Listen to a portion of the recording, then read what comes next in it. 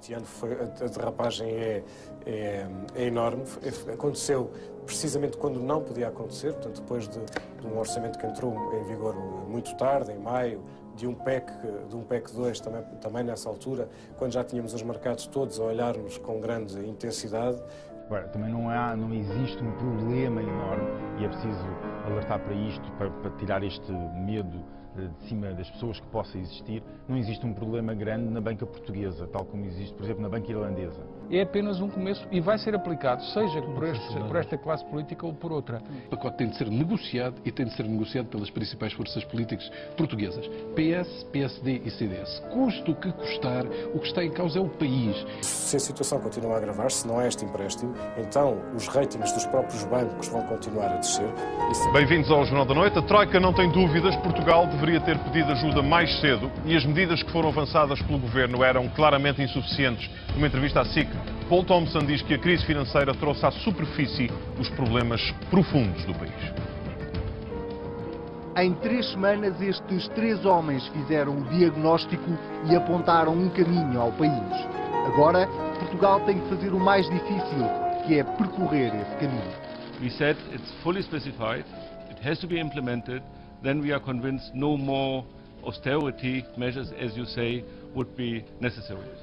Não, mas eu vou a outro ponto. O país não gera recursos suficientes para ter um sistema de saúde que tem, um sistema de apoios sociais que tem, não gera recursos suficientes. O equivalente a 50% do subsídio de Natal, este ano vai ser retirado. Este ano porque o Estado precisa de dinheiro, porque o desacerto das contas é bem maior do que se pensava. Chegou o momento da verdade. E enquanto não conseguirmos parar essa crise orçamental, não vamos conseguir, vamos ter de continuar a aumentar impostos e cortar despesa. E a outra parte então torna-se mais importante. Como começar a dispensar pessoas? Seja este governo, seja outro, tinha que ser feito. Foi feito à força por imposição externa. Está a ser feito. Vai doer muito. Vai. José Gomes Ferreira, voltemos aqui à conversa, a esta análise. Não temos escolha e são estas medidas que vão salvar o país? Clara, 4 meses de governo é que desequilibraram o país? Ou foram 6 anos de mentira? Se nós vamos ter menos dinheiro e vamos consumir menos, isto vai tudo por água abaixo, ou não? Falando de uma forma muito simples e direta. E vai sempre agravando, e vai sempre agravando. E esta ideia de que o doente morre da cura...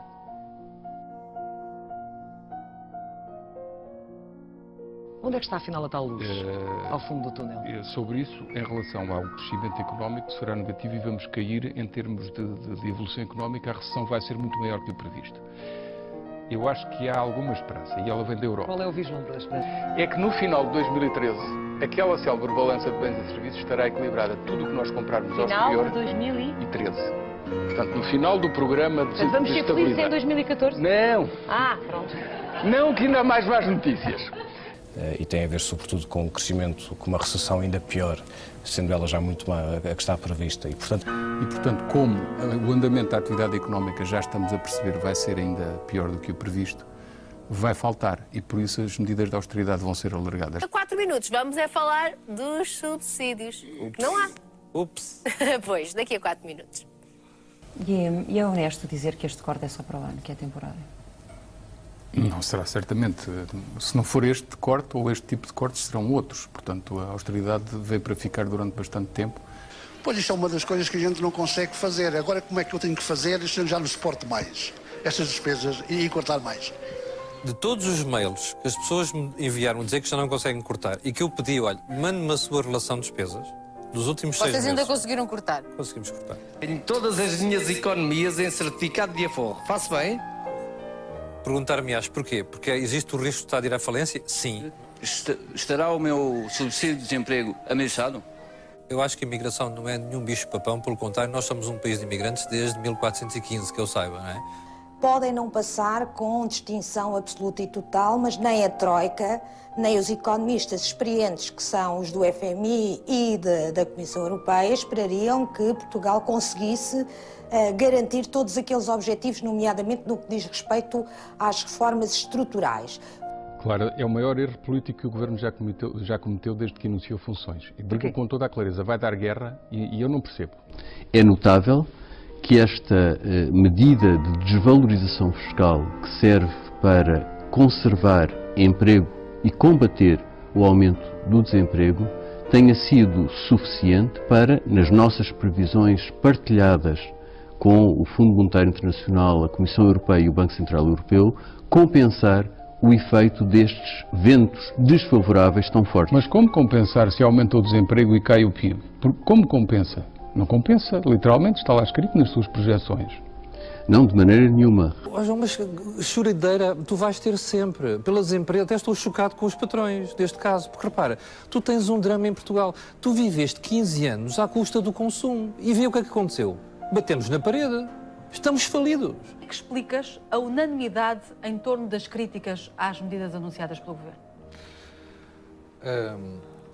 Carla, a economia não é uma ciência exata. Mas eu tenho alternativa. Olha, em vez de fazer aquilo, era melhor cortar 100 mil postos de trabalho à administração pública. É a alternativa àquilo. Ou seja... É a única alternativa? Não é a única, mas é a mais importante neste momento.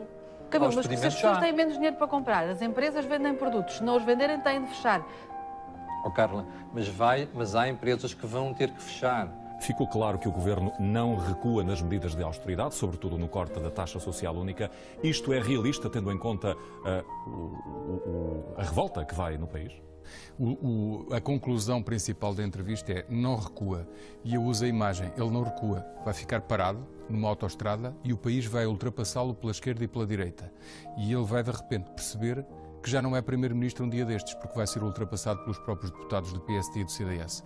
Porque acho que este futuro, como estão as coisas neste momento, não existe. As pessoas cada vez fazem mais sacrifícios, cada vez sofrem mais na pele as agruras destas políticas. E eu tenho uma filha para criar, não sei qual vai ser o futuro da manhã. Qual é a solução genial que é apresentada para o próximo ano? É um brutal aumento de impostos sobre as generalidades dos contribuintes e, em particular, da classe média. Agora vem aí esta chamada refundação do Estado Social, que nos parece a todos estar em marcha e não há volta a dar. Agora diz que é preciso cortar. É preciso, e já estava na última revisão do memorando da Troika, está aqui escrito claramente, toda a gente devia ler isto, está no Banco de Portugal e está traduzido. Temos urgentemente de pôr cobro a esta espiral recessiva, em que a redução drástica da procura leva ao encerramento de empresas e ao agravamento do desemprego. Os impostos acabam por se traduzir em menos despesa, e menos despesa dá mais desemprego, e mais desemprego dá menos receita, e depois assim sucessivamente. Sim, mas digamos que há um certo princípio de lapalice nisso. A questão é que não o disse há 3 ou 4 anos, quando podia ter impedido o caminho que levou à necessidade da austeridade, digo eu. Temos austeridade por muitos anos e isso condena as próprias expectativas ou esperanças de crescimento económico, cujas novas estimativas são sempre de um crescimento relativamente curto, relativamente baixo, mesmo para os próximos anos. A verdade é que a execução do programa tem permitido que os investidores retomem a confiança na economia portuguesa. Os investidores retomem a confiança na economia portuguesa. Comediante. Agora chegou o momento em que o Governo tem que reconhecer que não pode continuar a resolver o problema do déficit, isto é, a fazer austeridade com aumentos de impostos, já não é eficiente. 10 milhões de portugueses são dispostos a cortar despesa. O Governo anunciou que quer cortar. Mas aonde, João? Aonde? Quem é que quer despedir 50 mil pessoas no Estado em Portugal? Diz-me lá. Quem é que quer cortar pensões? Quem é que quer cortar outras prestações sociais, que são aquilo que tem mais peso na despesa? Ninguém quer cortar despesa. Então, se não queres cortar despesa, tens de ter impostos elevados. No contexto do programa da Troika, a pobreza aumentou.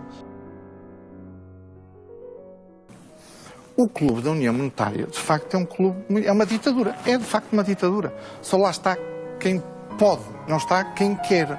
A Grécia quer estar. Nós também queremos estar, e eu espero que continuemos no euro. Mas nós precisamos ter condições para estar neste clube. Se não temos condições para estar nesse clube, eu acho que o melhor era mesmo sair. E, portanto... How did Portugal convince its people that it was a good thing to go through austerity? I mean, this cannot be easy to get voted through.